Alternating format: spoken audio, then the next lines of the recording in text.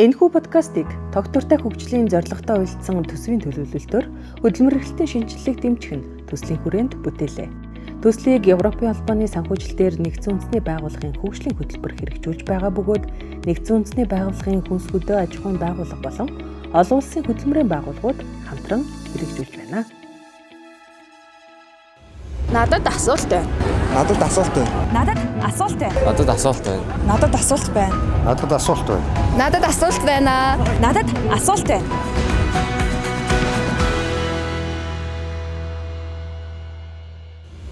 Подкаст маань ээлжид дугаараа та бүхэндээ хүргэж байна. Мод байдал дээр ямар байгаа вэ? 78,000 ажлын байр болно гэж бий болно гэсэн. Юугаар суралцах вэ? Хаана ажиллах вэ гэдэг л нэг юм асуулттай яваад байна шүү дээ. Нэгэн дангаас сонгоод авцсан ажилдаа чин сэтгэлээсээ хандаж хийж байгаарэ. Зарим ажлын байр устж үгүй болж байна шүү дээ. Нарийн ур чадвар шаарддаг болчих юм биш үсттэй. Хамгийн чухал нь зөөлөн ур чадвар. Халамж үсэд ихтэй байна гэдэг нь буруутгаад байдаг. Тийм үнэхээр бас нэг нийгмийн хэсэг бүлэг бас байна. Үнэхээр нэрээ мундаг ур чадвартай мөртлөө яг энэ тал дээр албад байгаа залуучууд манаас бидний дунд Сэтгэл байх юм бол сэрээгээр шүлдөөж сэлмний ирэн дээр хөвтөж үлдэх юм аа гэж. подкастын турш бидэнтэй байсан үзэгч танд баярлалаа.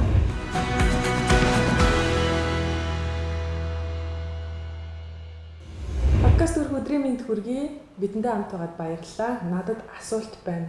Подкаст маань ээлжид дугаараа та бүхэндээ хүргэж байна.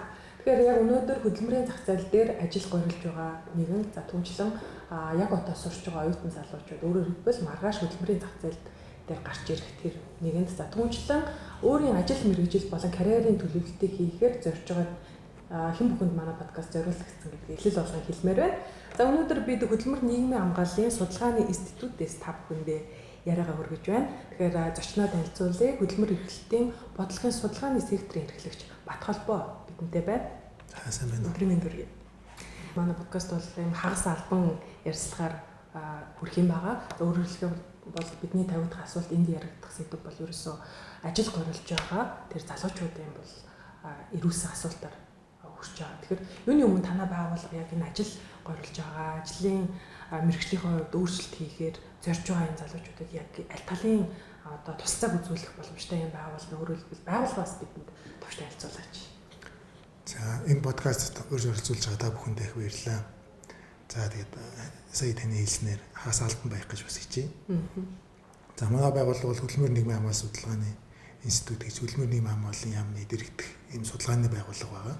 Манай байгууллага бол хөдөлмөр эрхлэлт, нийгмийн хамгаалал, хүн амын хөгжлийн талаар судалгаа, шинжилгээний ажил хийж, судалгааны тайлан зөвлөмжөөр бодлого боловсруулагч, шийдвэр гаргагч болон эрдэмтэн судлаач залуучуудыг хангах ийм чиг үүрэгтэй байгууллага байгаа. Тэгэхээр өнөөдөр бидний ярилцах сэдв бол яг зорилттой үзэгчдийн маань асуултан дээр тулгуурлаж явах юм байна. Тэгэхээр өнөөдөр яг ажил хайгаад явж байгаа нэгэн залуугийн яриаг бас хоёулаа хамтдаа сонирхъя. Тэд одоо юу мэдхийг хүсэж байна, танаас юу асуухыг хүсэж байна гэдгийг бас нэг чиглэлээ авчихгаа. Тэгээ эргээд ярилцгаа. За тий. За тий.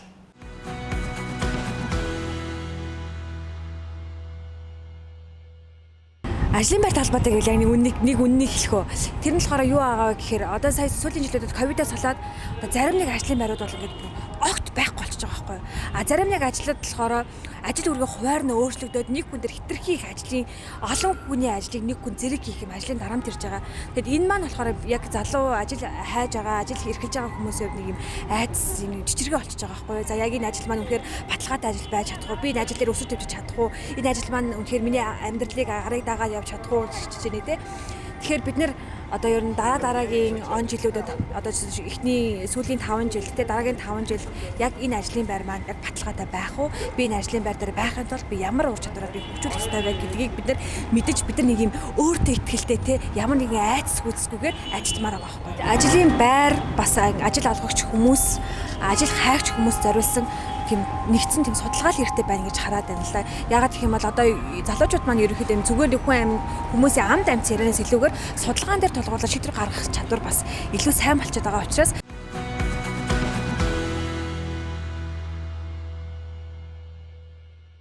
өөрийнхөө ажил мэргэжлийн карьерт өөрчлөлт хийх гээд яаж сурах уу яах вэ гэдээ бас нэг учраа олохгүй явж байгаа олон залуучууд юм аа л яг нэг үнэн төрөх төлөөлөл байна тийм ээ. Тэгэхээр яг асуусан шүү дээ. Одоо яг ямар мэргэжлэр сурах юм? Би одоо юу хийх вэ гэлдэж шүү дээ. Тэгэхээр яг сүүлийн үеийн судалгаагаар өнөөдөр яг ажлын байрны эрэлт хэрэгцээ бодит байдал дээр ямар байгаа юм бэ гэдгээр бас яриагаа хэлэх зүгээр гэж бодож байна. Сүүлийн 10 жилийн хувьд бол улсын хэмжээнд ажил хүчний эрэлт 52,000-аас ойролцоогоор 80,000-ийн хооронд хэлбэлцэж байна.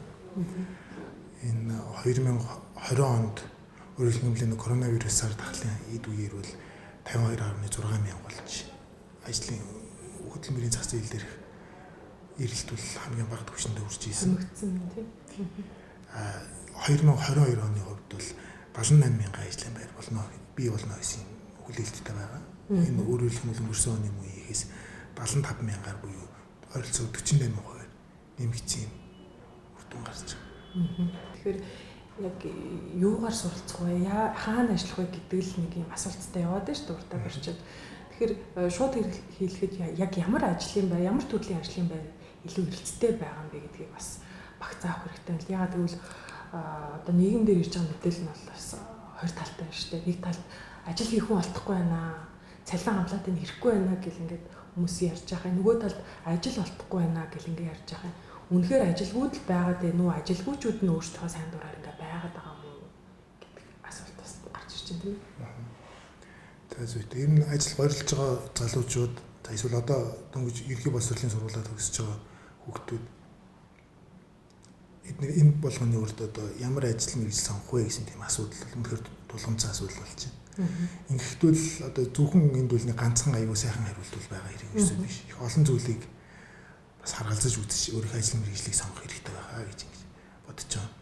Тухайлах юм бол одоо ялангуяа маань шинээр төгсөгчдийн хувьд бол өөрсдийнхөө хүсэл сонирхол эсвэл ирээдүйн алсгтын зорилгоо ихсэн бодох хэрэгтэй. 5 жилийн дараа, 10 жилийн дараа, магадгүй 20 жилийн дараа та өөрийгөө хаана байна? Ямар ажил хийж ийн гэж ингэж та өөрийгөө харж байна. Тэрэндээ өөрийнхөө ажил мэргэжил сонгох тэр сонголтоо бас бодоорой гэж ингэж зөвлөж байна. Ажил мэргэжлийн хувьд өөрчлөж байгаа хүмүүсийг бас давхар ярихгүй болохгүй байна. Сая бол одоо шинэ төгсөгчид жишээл ажил мэргэжлээ яаж сонгох гэдэг тал дээр ярьлаа шүү дээ. Тэгэхээр ажил мэргэжил карьераа өөрчлөх гэж байгаа хүмүүсүүд юу н аль салбар руу одоо хөрвж ажиллах нь илүү одоо амьдрал тустай гэдэг шигтэй байх бол за яг ингээд энэ бол төлөвлөхөд хэцүүлэх л та цаг хугацаа энэ өвчлөл нийгмийн байдал бол бидэнд гэмтэл нөлөөлөх тохиолдол бол байна шүү дээ.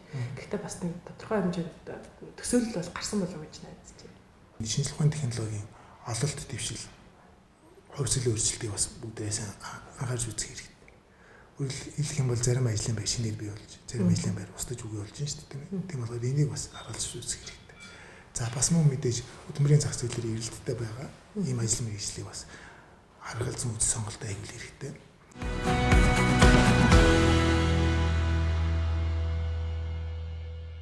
Ажлын байр бас ажил олгогч хүмүүс, ажил хайгч хүмүүс зориулсан тийм нэгдсэн тийм судалгаа л хэрэгтэй байна гэж хараад байна л да. Ягаад гэх юм бол одоо залуучууд маань ерөнхийдөө зүгээр хүн хүмүүсийн амд амьд ярианаас илүүгээр судалгаан дээр тулгуурлаж шийдвэр гаргах чадвар бас илүү сайн болчиход байгаа учраас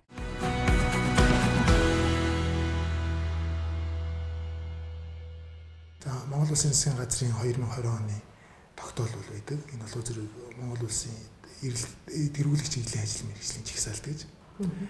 За энэ чагсаалтыг бол бас олоод үздэг бас их зүгээр. За манай байгууллагын хийж байгаа судалгаагаар бол хөдөлмөрийн зах зээл эрэлтийн бараа мэдээ судалгааны хамгийн сүүлийн үр дүнгээр бол түрүүний хэлсэнчлэн 78 мянган ажлын байр бол бий болохоор хүлээлттэй байгаа. Энд болохоор зэрэг голцоо энгийн ажил мэргэжлийн эрэлт үйл нэлээд өндөр байгаад байдаг. Одоо тухайлах юм бол худалдаагч, зөөгч, үйлчлэгч гэдэг юм уу те.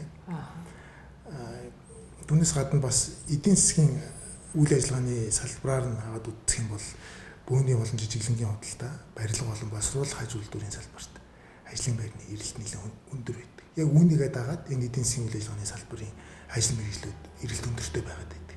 За тухайлах юм бол дээд мэргэжил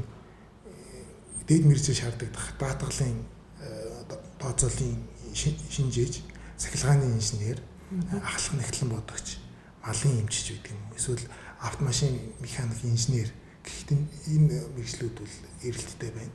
Харин мэргэжлийн боловсрол сургалтын байгууллагаар бэлтгэгддэг ачааны тэрэгний жолооч, тоогооч, барилга угсралтын мужийн, арматурчин, гагнуурчин зэрэг мэргэжлүүд хөдөлмөрийн зах зээлд эрэлт өндөртэй байна. Энэхүү подкастыг тогтвортой хөгжлийн зорилготой үйлдсэн төсвийн төлөвлөлтөөр хөдөлмөр эрхлэлтийн шинжилгээг дэмжих нь төслийн хүрээнд бүтээлээ. Төслийг Европын албаны санхүүжилтээр Нэгдсэн үндэсний байгууллагын хөгжлийн хөтөлбөр хэрэгжүүлж байгаа бөгөөд Нэгдсэн үндэсний байгууллагын хүнс хөдөө аж ахуйн байгууллага болон олон улсын хөдөлмөрийн байгууллагууд хамтран хэрэгжүүлж байна.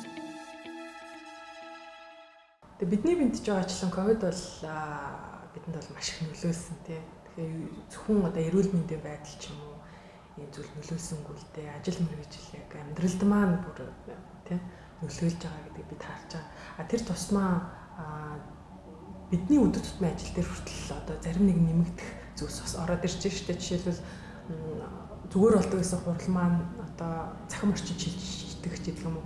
Дахиад л нэг жижиг ур чадварууд гараад ирж байна. За яг хэлэхэд бас зарим ажлын мест баг хэрэггүй болж байгаа жишээний.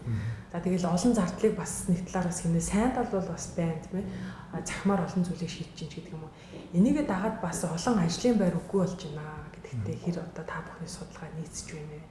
Дээрээс нь нэмэгдээд асуухад энэ байдал маань маргаашийн ажил хайгчд буюу шин төгсөгчдөд илүү одоо нарийн ур чадвар шаарддаг болчих юм биш үсттэй гэдээ бас харж байгаа нэг юм байна л да. Тэгэхээр энэ одоо өөрчлөлтүүд чиглэсэн судалгааг сүүлийн үеийн судалгааг та бүхэн хийвөө судалгааны үр дүн ямар байна? Яг үүнтэй холбоотой яригдах хэвээр асуудал бол ур чадварын асуудал. Өөрөөр хэлбэл хүмүүсээс наасаа нэг компьютерийн мэдлэг үлэмж нь одоо ажилд ороход зүгээр л давуу тал болдог байсан бол одоо бүр зайлшгүй юм шаардлага болж байна. Үндсэн шаардлага болж байгаа. Яг үнэ. Үүнтэй холбоотойгоор яг Дэлхийн эдийн засгийн форум гэдэг байгууллагаас судалгаа хийсэн байна л да. Энэ болохоор 2025 он хүртэлх эрэлттэй байгаа ур чадварыг судлаж үзсэн байна. Ингээд хамгийн топ гэсэн юм 15 ур чадварыг жигсааж үзэхдээ баг 10 ур чадвар нь технологитой холбоотой ур чадвар. Үлдсэн 5 ур чадвар бол хүний soft skill-тэй холбоотой ийм ур чадвар байгаа. Тухайлах юм бол аналитик болон инновацлог сэтгэлгээ, асуудлыг шийдвэрлэх чадвар, шүүмжлэх сэтгэлгээ, бүхэн шинжилгээ хийх чадвар, бүтээлч байдал гэсэн 5 soft ур чадварыг үл шаардсан байна. Өөрөөр хэлбэл бид одоо жишээлбэл зөвхөн техник талын юмнууд гэж харж байсан бол өшөө хүн рүүгээ чиглэсэн бүтээлч ур чадвар нөгөө нэг soft skill гэж түрүүний таны хэлдэг шиг зөөлөн ур чадварууд нэлээд шаардаад эхэлж байгаа гэсэн үг юм тий. Тэгэхээр энэ зүйлд нийцэх тулд одоо жишээлбэл за хоёулаа шинхэн төгсөгчд ч юм уу зориулсан мэдээлэлээ түрүү өгсөн. Тэгвэл ажил мэргэжил карьерийн төлөвлөлт хийх гээд өөрчлөлт хийх гэж байгаа хүмүүс өөрийгөө аль тал руу илүү чиглүүлэх хэрэгтэй юм бэ? Өшөө ямар одоо ур чадваруудыг өөртөө нэмэх үү? Яаж хөрвүүлж болох вэ гэдэг асуулт миний хувьд ч гэсэн аягүй сайн юм. За зүйтэй. Энэ хэм мэдээж ажил мэргэжлээс хамаарна. Тэгээ ажил мэргэжил өндөө өөр ингэсэн хард буюу тэг мэргэжлийн ур чадвар шаардлагатай байгаа. За гэхдээ манай хийдэг энэ манай байгууллагаас хийдэг хөдөлмөрийн зах зээлийн эрэлтийн параметрийн судалгаан дээрээс ажил олгогчдоос авдаг судалгаа. Тэгвэл ажил олгогчд бол манай ажил гориглогчдод хамгийн чухал нь энэ зөөлөн ур чадвар чухал байна гэдгийг бол жил дараалан манай судалгааны үр дүнгээр гарч ирж байгаа. Ажил гориглогчд бол одоо мэргэжлийн ур чадварыг бүр болохгүй бид нэр өөрсдөө сургаад авч болж байна. Гол нь бид нэр ажилтаа гэсэн тийм эерэг хандлагатай, чин сэтгэлтэй ийм байх хэрэгтэй байна гэж манай ажил олгогчд хамгийн хүсч хүлээж байгаа. Тийм болохоор одоо шинэ карьерээ өөрчлөх гэж байгаа залуучууд ч гэсэн энийг бас бодлож үзэх хэрэгтэй байна. Өөрөөр хэлбэл зөөлөн ур чадвараа илүү бас хөгжүүлэх юм шаардлагаас тавигдаад байна тийм. Та бүхний бас судалгааны арга зүйч гэдэг юм уу цар хүрээ бидэнд бас их сонирхолтой байна л да. Жишээлбэл хэр нээлттэй гэдгийг одоо танай байгууллагыг бол би өмнө нь бол хувьдаа зорж ирээгүй ч гэсэн өнөөдөр ярилцаад суухад энэ асуултыг би яагаад өмнө асууж байгаа юм бэ гэмээр зүйлс гарч ирж байна л да. Судалгаа хийх та бүхнээс тусламж авах боломж хэрэг үү? Та бүхэн судалгааны арга зүй ямар үү? Ямар бүрийн судалтын хэр нээлттэй гэдэг гэдгээс хэлэх хэрэгтэй юм шиг санагдлаа. За зүйтэй энэ үл чухал асуудал. Түрүүний хэлсэнчлэн манай байгууллага бол хийсэн судалгаа шинжилгээний ажлыг бодлон боловсруулах шийдвэр гаргагч нарт хүргэхийн зэрэгцээ. Бас судлаач, эрдэмтэн залуучуудтай бас нээлттэй байлгадаг. Та бүхэн манай байгууллагын веб хаяг руу хандаад манай судалгааны тайлбаруудыг бүгдийг орж үзэх боломжтой. За түүнээс манай байгууллагад бас номын сан байдаг. Манай үндсэн гол судалгаануудын мэдээлэл үндүүлэлт түүхий дата гэж хүмүүс ярьдаг. Raw data мэдээж зохиох нууцлал хийгдсэн байгаа. Хувийн мэдээлэл нь болсон. Энэ датанууд бол хүмүүсэд аваад ашиглахад бэлэн байдаг. За манай үндсэн бол гол үндсэн 3 судалгаа байдаг. Төгсөгч хөдөлмөр эрхлэлтийн судалгаа, хөдөлмөрийн зах зээлийн эрхлэлтийн параметрийн судалгаа, цалин хөлсийн бүтцийн судалгаа гэсэн 3 судалгаа. За түүнээс гадна цаг үеийн шинж чанартай залуучуудаа ажил хайж байгаа хүмүүстэй зориулсан бас иймэрхүү судалгаануудыг бас хийдэг. Ухаалах юм бол залуучуудын эдийн засгийн идэвхгүй байдал ажилгүйдлийн судалгаа гэсэн судалгаа бол бид нэр хийж байсан. За түүнээс гадна ажил олгогчоос ажилтан тавих ур чадварын судалгаа гэсэн судалгааг бүр ингээд 8 мэргэжил сонгож явж байгаад энэ дээрээ хийгээд судалгааны үр дүнг гаргасан байгаа. Миний түрүүний хэлсэнчлэн нэг бол манай байгууллагын вебсайтаас олоод үзэх боломжтой. Ажлын байр зарлаад ирэхгүй байна. Халамж өсөд ихтэй байна гэдэг ингээд буруутгаад байдаг. Нөгөө талаас бол яг гараагаа хий гэхээр ажиллах хөдөлмөрлөх юм боломж нь байхгүй байна. Ажлын байр байхгүй байна гэдэг юм хоёр талын маргаа яваад байдаг. Тоо хөдөлшгүй гэдэг шиг судалгаа бол хамгийн одоо зөв мэдээлэл бидэнд олгох шүү дээ. Яг бодит байдал дээр өндөр ямар аа вэ? За. Бодит байдал дээр үл яг янз бүр л байна.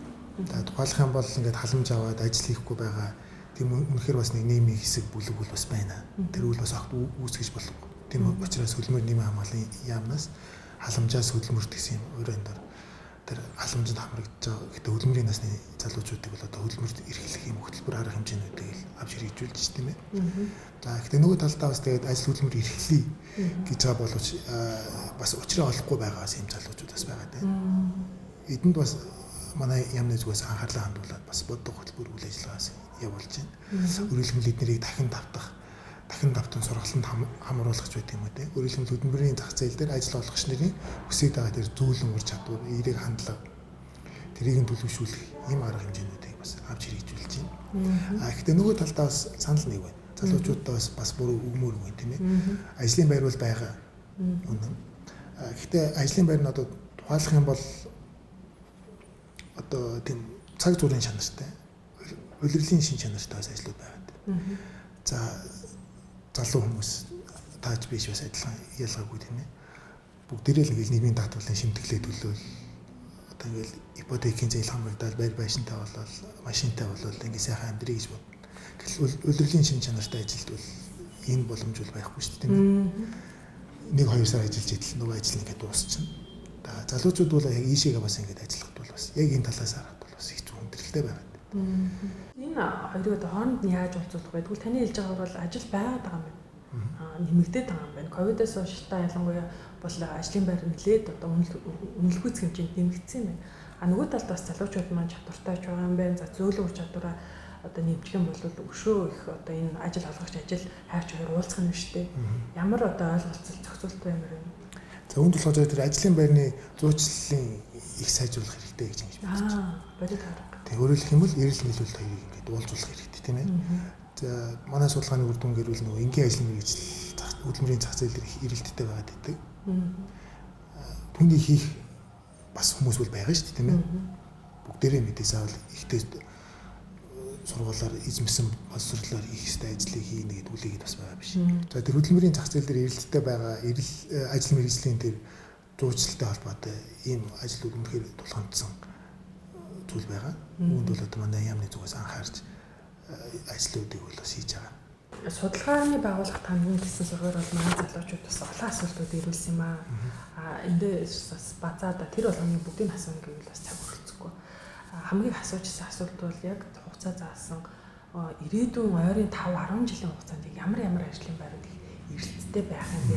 Өөрөөр хэлбэл нөгөө карьераа бодоод, ажлаа бодоод, амьдралаа бодоод хөрөх гээд шүү дээ. Тийм хэмжээнд одоо залуучууд маань бэлэн ажиллах сэтгэл зүйтэй байна гэсэн.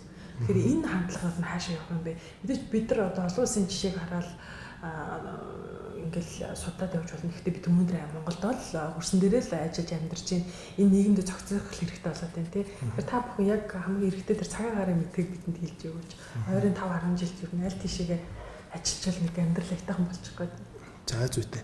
За ер нь бол одоогийн нөө шинжилгээ ухааны технологийн өсрөнгөө хөгжлийн үед бол ирээдүйг удаан жилээр прогноз тавихд бол их төвхтэй байдаг. Бид нар бол одоо шинэ ганцхан жилийн дотор гар утасны 2-3 генерашн хараад өнгөрж явахд бол одоо ирээдүйн 10-20 жилийг прогнозлоход ер нь л төвхтэй.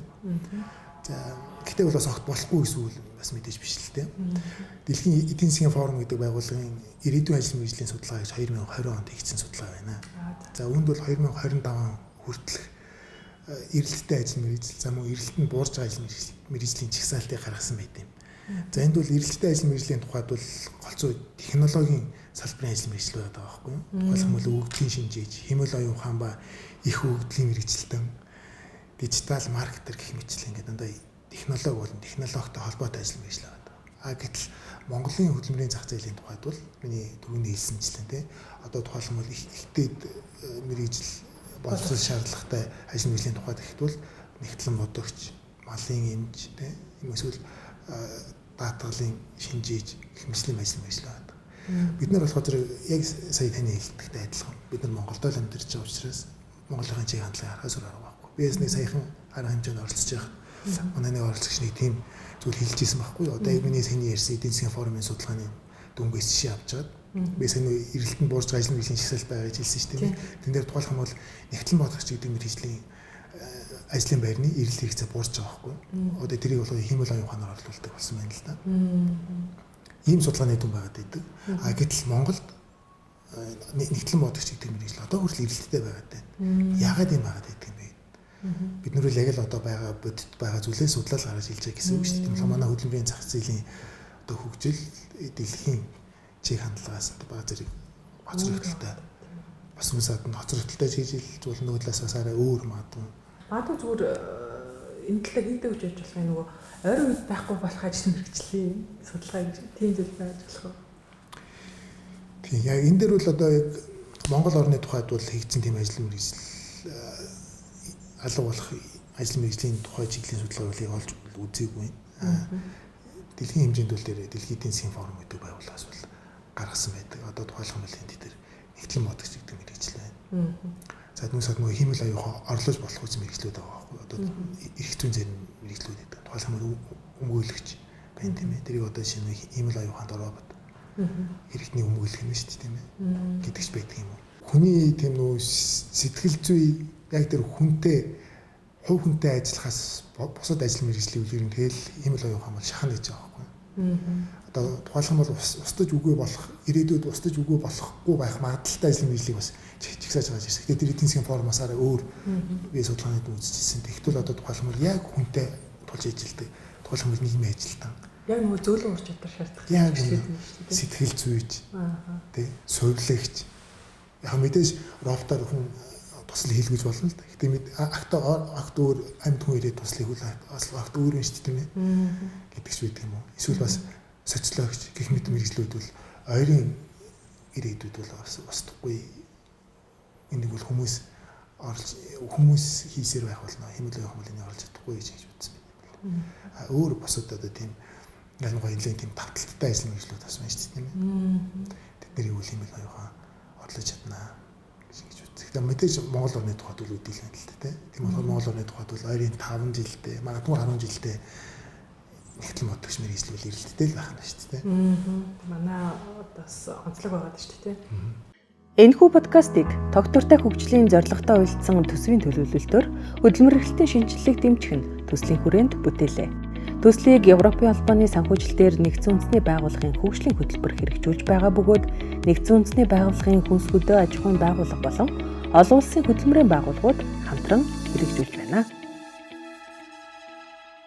Өмнөх оны хийсэн хөдөлмөрийн зах зээлийн эрэлтийн тэр параметрийн судалгаан дээр яг бид хоёрын сая яригдсан асуудал нэлээд дээгүүр тавигдсан гэсэн шүү дээ. Өөрөөр хэлэх юм бол яг ажил мэргэжлийн тэр ур чадвараас гадна түрүүн таны хэд удаа ярьсан тэр зөөлөн ур чадвар гэдэг зүйл бол нэлээд дээгүүр орж исэн. Ажил олгогчид бол тэрийг ажил горилж байгаа хүмүүст бол хамгийн бас нэгд хоёрт тавьж байгаа асуудал гэдэг тийм. Энийг өнөөдөр яг бод байдал дээр яаж хөгжүүлэх боломжтой? Манай залуучууд бас зовлон юм байна, ажилд ормоор юм гэдэг хажуугаар өөрсдөө энэ тал дээр яаж бэлтгэх хэрэгтэй юм бэ? Үнэхээр нэрээ мундаг ур чадвартай мөртлөө яг энэ тал дээр алдаад байгаа залуучууд манаас бидний дунд байна. Биднээс ч гэсэн хаяад ийм хадлага гардгийг бас үүсэхгүй юм л та тийм. Тэгээ энэ бол бас үнэхээр тулгамдсан асуудал байгаа. Бол манай ажил олгогчдын хүслэл ажил мэргэжилтэйсэн. За түүнээс гадна эерэг зөв хандлагатай бас ажлын ачаал даадаг ийм хүмүүсийг үл хүсэж байна. Гэхдээ манай одоо ажлын байран дээр гарч ирж байгаа ажил горлогч нар бол энэ айлч одоо шаардлаганд нийцэх мэдээж бүгдээрээ гэж хэлэхгүй. Гэхдээ бас бэрхшээлтэй байгаа. Тийм учраас манай ажил болгочд хэлж байна тийм ээ. Мэргэжлийн ур чадвар бол одоо 2 дуурт болчихлоо. Зөвлөлийн ур чадвар 1 дуурт. Болохгүй бид нар ингээд сургаад авъя.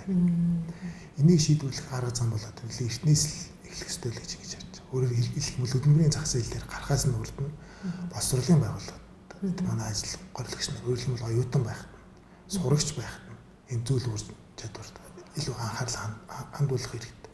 Бүр цаашлах юм бол эцэг эхчүүд ч гэсэн бас хүүхдийнхээ энэ ур чадварт бас анхаарлаа хандуулдаг л байх хэрэгтэй. Тэгвэл ажил олгогч нар бас хэлдэг. Ингээд ажлаа буруу хийчлээ. Тэгэхээр одоо сануулаад гэж жоохон чанга дуурчлаа. Тэгтэл одоо манай ажилтан яваад маргааш нь ажилдаа буцаж ирээгүй ч гэдэг. Өөрөөр хэлбэл хүний үг дааж чадахгүй тийм ээ. Энийг бол одоо тэгэл багаас нь л боловсролын байгууллага эцгийн хүмүүжлэр систем тэгэл одоо энэ дээр оролцож ижил өөрчлөгдөх байх та. Ерөнхийдөө ярьцлага гэсэн үр дүн манаас гарлаа гэж бодож байна. Тэгээд дараагийн яг подкастын маань сэтвч гэсэн яг тодорхойлж болж байна л да. Өнөөдөр яг яригдсан энэ зөвлөн ур чадрыг манай залуучууд эртээ тэргүй бидний гол зорилго бол нэг халтны юм яриад шаардлагагүй. Залуучууд маань ажилтаа болоход юу хэрэгтэй, ямар мэдээлэл хэрэгтэй юм гэдгийг л бид нар бидний асуултан дээр тулгуурлаж өгөх гээд байгаа шүү дээ. Тэгэхээр дараагийн сэдв бол яалтчгүй таны сая бидэнд өгөөд байгаа мессеж буюу зөвлөн ур чадвартай холбоотой энэ чадварыг яаж сайжруулах вэ тийм ээ? Энэ чухам юу юм гэдгийг ч бас мэдээлэлгүй байгаа хүмүүс бас бидний дунд байгаа шүү дээ. Тэгэхээр энэ дээр нэлээд мэдээлжүүлэх шаардлагатай гэдэг болж байгаа. Бидэнд үнэхээр яг хэрэгтэй зөвлөгөөг бас зөвхөн нэг талыг байрлахгүй чин үннийг бас олон талаас нь харж бас хэлсэн бас талтны биш ярьсан танд бас маш баярлалаа гэж бас хэлмээр байна. За баярлалаа. Төсвөлд нь бас залуучуудад өгөх таны бас мессеж миний асуугаагүй бас мэдсэн зүйл байвал бас хэлэх хорвол бас танилцуулъя. За зүйт. Манай ажил хорлож байгаа залуучууд, за манай ихтэй сургуульд төгсөж байгаа төгсөгч нар. За би ярьслынхаа ихэнд бас хэлсэн тийм ээ. Ирээдүйн ажил мэргэжлээ сонгохдоо та нар өөрсдөө сонирхол, ирээдүйн хүсэл, зорилготойгоо холбож бас их сонгоорой. За мэдээж бас хөдөлмөрийн зах зээл дээр эрэлттэй байгаа ажил мэргэжлийг сонголгүй яах вэ? Тэргүүлэх ажил мэргэжил чиглэлийг анзаарлгүй яах вэ? Гэхдээ тэгээ та бүхэн бас ажил нэгэн дангаас сонгоод авсан ажилдаа чин сэтгэлээсээ хандаж хийж байгаарэ. Миний хувьд их үнэтэй нэг хүний хэлсэн үг бас байдаг. Сэтгэл байх юм бол сэрээгээр шүлгөөж сэлмний ирнээр хөвтөж болт юм аа гэж. За подкастын эхнээс нь төгсгөл хүртэл хамт байсан үзэгч сонсогч та бүхэндээ баярлалаа. Хэрэгцээтэй мэдээлэл өгч чадсан гэдэгтээ хэлцэхгүй байна. Тэгээд бидний дараагийн сэдв бол ойлгомжтой болсон. Бид яг soft skill буюу зөвлөн ур чадвартай холбоотой мэдээллийг бас холбогдох мэргэжилтнүүдийн хамтаар бас та бүхэндээ өгөх болно. Тэгээд өнөөдөр бас ажил горлож байгаа түншлэн маргааш бас ажил горлохоор бэлтгэгдэж суралцаж байгаа оюутан залуус та бүхэн бас бидтэй байх боломжтой. Түншлэн ажил мэргэжил карьерийн үед бас өөрчлөлтийг хийхэд төлөвлөж байгаа хэн бүхэнд бас манай подкаст хэрэгцээтэй мэдээллийг өгнө гэдэгт бол эргэлзэхгүй байна. За өнөөдөр подкастын маань зочноор хөдөлмөр нийгмийн хамгааллын яамны харьяа, хөдөлмөр нийгмийн хамгааллын судалгааны институтийн хөдөлмөр эрхлэлтийн бодлогын секторын эрхлэгч Батхолбоо байсан байгаа. За ингээд дараагийн дугаараар та бүхэнтэй уулзаж илүү олон хэрэгтэй мэдээлэл өгнө гэдэгтээ итгэлтэй байна. Надад асуулт байна. Надад асуулт байна. Надад асуулт байна. Надад асуулт байна. Надад асуулт байна. Надад асуулт байна. Надад асуулт байна. Надад асуулт байна.